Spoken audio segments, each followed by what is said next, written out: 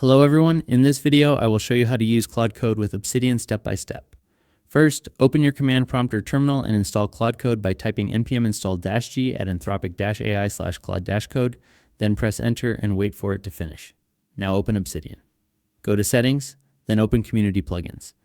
Turn off Safe Mode if it is enabled, then click Browse. Search for a plugin called Terminal, which may appear as integrated consoles, shells, and terminals. Install it and enable it. Once the plugin is active, you will see a terminal icon on the left side of Obsidian. Click on it to open the terminal panel. From there, select the integrated terminal and open it.